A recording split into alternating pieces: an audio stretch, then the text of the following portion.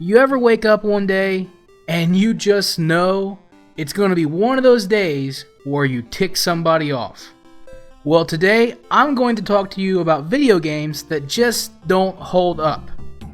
Alright, you feel me now? There are a lot of games out there that are like a fine wine. No matter how many years pass, they're still good. You know, like most of the Mario games, the Crash series, even games like Pac-Man and Tetris are still fun to play. Heck, I'll even pop in Guitar Hero every now and then. You know, now that it's not being shoved down my throat. Heck, even most of the Zelda games still hold up. Especially Wind Waker. But then there are a lot of games that were once just as good, but unlike the aforementioned games, they don't hold up as well. Whether it's because of graphics, hardware limitations, or outdated game design, there are a lot of games that just aren't as good as they used to be. Many of these games were once and still are highly praised by so many gamers, including myself, but they just don't work in today's gaming world, which has come so far from where it began. These are my top 10 games that don't hold up anymore.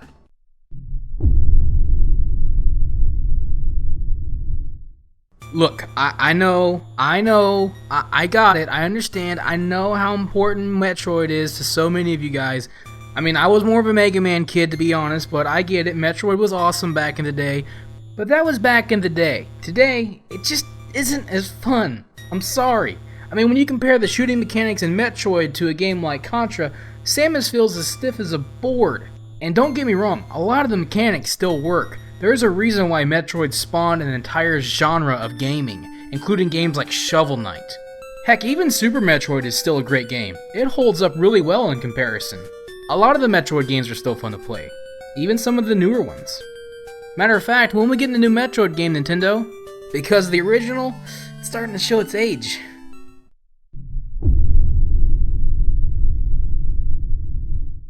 Look, I know this isn't going to be shared by everybody. I mean, some of you right now are like, what? But I'm certain that there are some folks out there that were just like me as a kid, and you loved you some Bart's Nightmare. But if I am the only one, then I know that you all have that game that you loved to play as a kid, and you look at it now and you just wonder why. That's what Bart's Nightmare is for me, okay?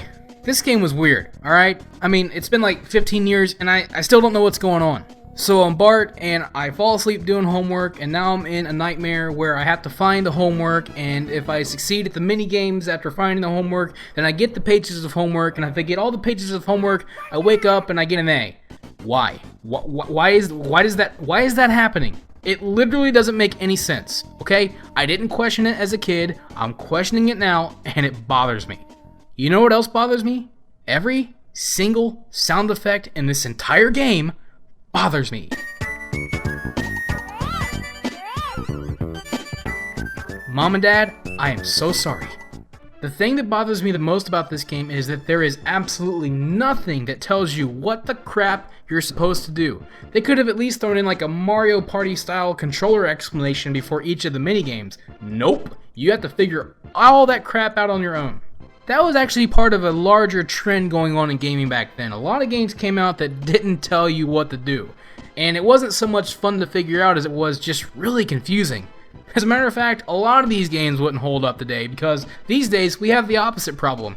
All games do nowadays is hold your hand, and the first 45 minutes is this ridiculous tutorial that drives everyone crazy. Seriously, we need to find a happy medium here. And what is that sound Bart's making? Snorlax, go!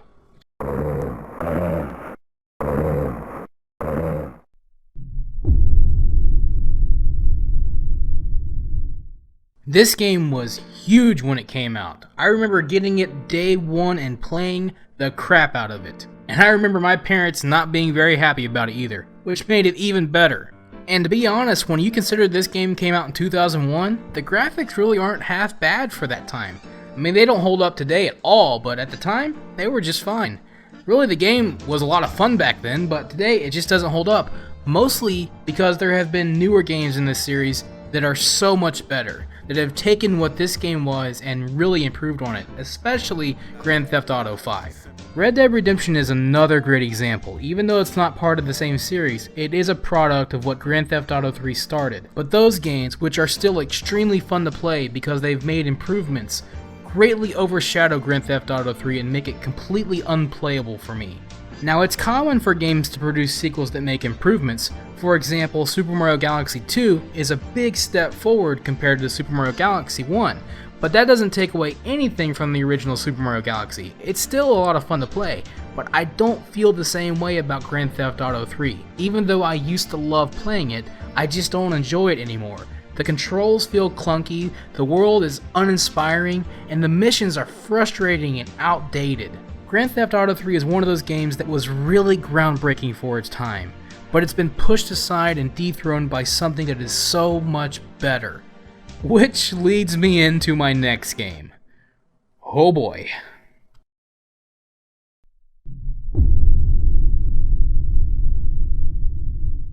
Well, here I go. About to tell the world that Diablo 2 is not as good as it used to be. I'm gonna get burned at the stake. Look, before you get out your pitchforks, please hear me out. I love this game, alright? I was a big fan of it for many years. I played Diablo 2 from the day it came out till about 3 years ago. Then Diablo 3 Reaper of Souls came out, and now I think that game is really good. I just think that Diablo 3 is a much better game than Diablo 2. I'm sorry, that's just how I feel. And because I've been playing Diablo 3 so much, I just can't go back to Diablo 2. Now, there are some things from Diablo 2 that I wish Diablo 3 had, like trading, for crying out loud. Rune words were cool, druids were fun to play, and the fact that we don't have necromancers yet really ticks me off. And before you try to tell me that the witch doctor is the new necromancer, shut up, alright? Witch Doctor's cool, he's doing his own thing, but he's no necromancer. Until I'm some dude running around with 10 skeletons following me, doing my bidding, I'm not a necromancer. Blizzard, put necromancers in Diablo 3 now. Anyways, back to Diablo 2. Seriously, I spent a lot of good years playing that game. Do you know how many all-nighters I spent grinding Baal and Mephisto? But you see, that's just the thing. It's not fun grinding Baal and Mephisto anymore. I don't want to play a game where I have to kill the same 2 or 3 guys to get the best chance for the best gear in the game. That's just not fun anymore. And I'm sorry, talent trees and attribute points are outdated too. Yeah, you can choose where you put your points, but it wasn't much of a choice if you wanted to be efficient. I mean, I guess you could kind of pick which spec you wanted, like you could be a cold sork or you could be a fire sork, but you had to follow a very strict set of skills and points if you wanted to be the most efficient sorceress you could be, and that's just the way it was. It wasn't much of a choice, and it's not all that fun. And for the record, having to get Enigma because you happen to not be a sorceress wasn't fun either. Diablo 2 is great, but Diablo 3 is an improvement, it's a better game, and it's more fun, and that's how I feel. Hashtag sorry not sorry.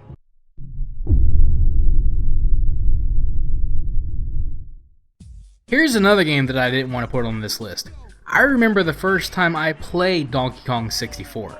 My mom got it for me for Christmas, and I spent the entire day of Christmas playing the crap out of this game.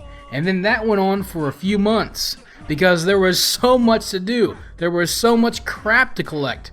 I mean, this game has some kind of like Guinness Book of World Records for the most collectibles in a game. It's insane. I had so much fun playing this game as a kid. It was quirky and funny. It came from those golden years of Rareware, you know, around the time they were making Banjo-Kazooie and Conker's Bad Fur Day. It was when all the games were going 3D and 3D platforming was at an all-time high. I loved it. And then I picked it up a couple weeks ago on the Wii U Virtual Console, and while the game is still very charming and highly nostalgic, well, it's hard to explain, but it just feels off. For one, the camera controls are awful. I don't know what it was about the N64, but so many of their games had horrible camera controls, including Super Mario. That's the one thing about that game that doesn't hold up. But at least Mario himself controlled really well. Not so much for the DK crew.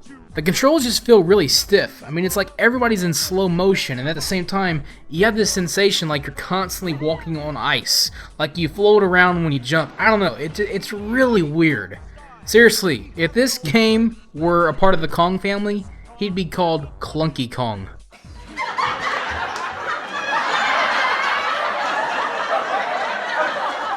And then you start working on all the collectibles, and it's kind of fun at first. I mean, you unlock all these different power-ups for all the Kongs, and everybody has their own gun, and you go to different worlds and have to collect all the stuff, but after a while it just feels really repetitive. I mean, you're basically doing the same thing over and over again. It's not like Super Mario 64 where you collect the stars and every star feels completely different from the last star because what you do is really different. A lot of times in Donkey Kong 64 you'll do these weird mini games. Some of them just feel really jank, kind of cheap, and I swear some of them are broken. In the end, I'd much rather play Banjo-Kazooie. I mean, I think it's a much better game. The controls are refined, everything's smooth, the collectibles are still there, but it doesn't feel as daunting. Overall, I just think Banjo-Kazooie is much more fun. Whenever I play Donkey Kong 64, there's fun there, and I really love that game, but all it really makes me want is a brand new 3D Donkey Kong game. Again, Nintendo, what are you doing?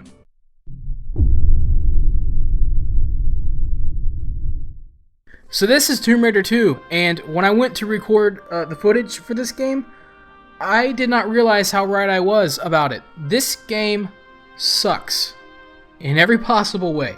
The controls are so bad, I literally could not get past the first area, and I got so frustrated I had to quit. I don't know how I got through this as a kid. I don't know if I was more patient. I don't know. But oh my god, it was a horrible experience. Looks bad. Plays bad. New Tomb Raider, one of the best games I've ever played, both an improvement over the gameplay and over the character. But this Laura can die.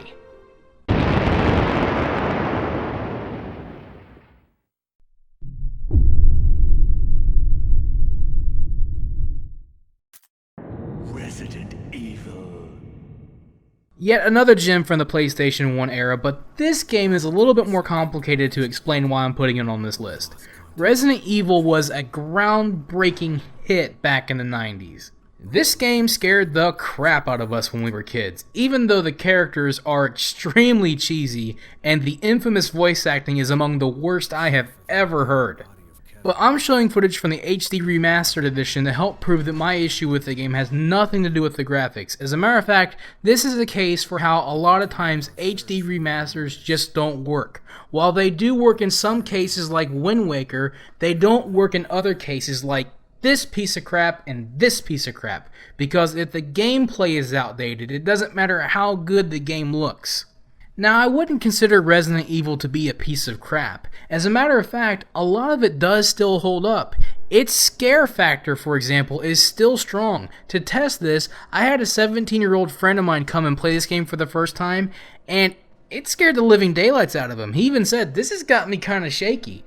Because the angles and the zombies coming out at you and you never know what to expect in each room, the atmosphere is very strong, the ticking clock, the cranking gears, those kind of things happening in each of the rooms really hold strong in this game. Unfortunately, what does hold this game back are its controls. Now, in the old version of the game, you controlled like a tank, and it sucked back then, and everybody knew it. At least in this version, you do have a better control scheme, but the problem comes in when you shift from camera to camera and you start moving back and forth. That's part of the aging process for games like this. Another factor has to do with the inventory. Even though the inventory management is really cool and you can examine items to try to find clues and all kinds of stuff like that, that stuff still works. What doesn't work is when you have to use an item to solve a puzzle. You have to make sure that you are in the exact spot you need to be in to use that item, and that can get really frustrating. A lot of times you'll think that you're messing up when you're really not, just because you weren't in the exact spot you needed to be in to use a certain item. So that can get a little frustrating as well. The reason why I'm putting Resident Evil on this list is to show that just because a game gets an HD remaster doesn't mean that the gameplay itself is getting improved on, and that oftentimes is a problem, like in this case. The design decisions made for Resident Evil back in the day were made because of the hardware limitations, but those limitations are not here for this remake. But because the developers did not take time to remake the gameplay elements, the game still gets frustrating and shows its age. That's why it doesn't hold up as well. If developers want to cash in on old games, then they need to do more than facelift the graphics. Sometimes they need to look at gameplay elements too. So there are a lot of games that don't hold up as well, not because of graphics, but because of gameplay. Resident Evil 1, to me, is one of those games.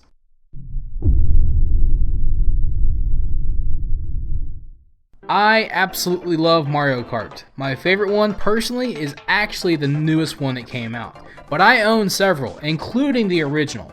Unfortunately, whenever I want to play Mario Kart, I never want to play the original. I'd rather play like Mario Kart 64 or the new Mario Kart.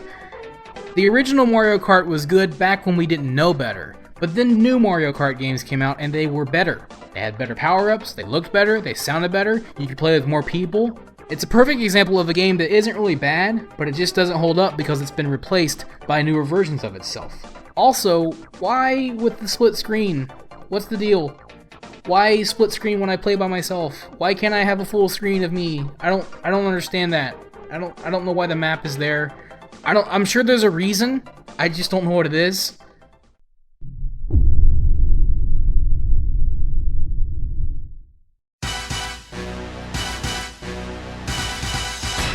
Dude, this game rocked when it came out. It was the very first N64 game I ever had, and I was addicted to it. I used to have all-nighters with friends all the time. We played the crap out of this game. I played this game so much, the music is still ingrained in my brain. It was the first shooter I ever played, and it holds a special place in my heart, but unfortunately, it just did not age very well. I mean, just look at the game. It does not look very good, does it? The controls aren't much better. I mean, to move around, you have to use the C buttons to strafe. You use the stick to turn your guy. It's really weird. If you've been playing modern shooters like Call of Duty or Battlefield, it's a real shock to your system, and you can't really do anything to switch the control schemes up very much.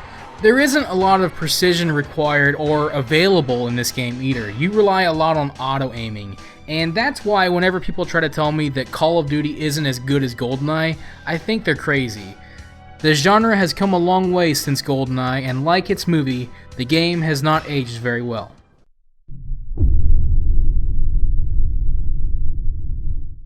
I want to be honest with you guys. I often wonder how this blue dude was ever considered to be Mario's rival. If anything, he was more a rival for Bubsy the Bobcat. I mean, he had mediocre 2D platformers that didn't translate very well to 3D. Seriously, people give Sonic 06 a bad time? It was just following the trend. Sonic Adventures is not a very good game, and it's considered to be one of the better Sonic games. That's not good. Literally, the only reason why I played through this game as a kid was because I wanted to see Super Sonic. I don't know, I guess because it was the closest I felt I was ever going to get to being a Super Saiyan in a video game. Sonic wasn't cool when he was supposed to be cool. He was cheesy, his friends were cheesy, the villains were cheesy, and the music was cheesy. Why does this game have an overworld? I honestly think it was there just to waste more of my time. And I guess to serve as a setting for these lame cutscenes with cheesy dialogue and even worse voice acting, but at least you could skip all those. And then there's the gameplay, which, let's be honest, 50% of the game actually plays itself because all you really do is hold up and hope for the best. The other half of the game plays like crap because the controls are crap. As a result, it's really hard to set any kind of pace. I mean, you can't see where you're going half the time. Sonic gets stuck on walls, and what the heck just happened? And don't even bring up the other characters, alright? Seriously, Big the Cat, go choke on a hairball. You had to play through all of them to get to Super Sonic, and spoiler alert, it wasn't worth it. Sonic Adventures, a game considered by many to be good because, let's be honest, the bar for Sonic games is set really, really low. So if you enjoyed this video, let me know by hitting that like button. And if you found it informative, perhaps you'd like to inform your friends by sharing it with them. And don't forget to subscribe if you'd like to see future videos on this channel. Thanks for watching, have a wonderful day, this is TheKephas, until next time.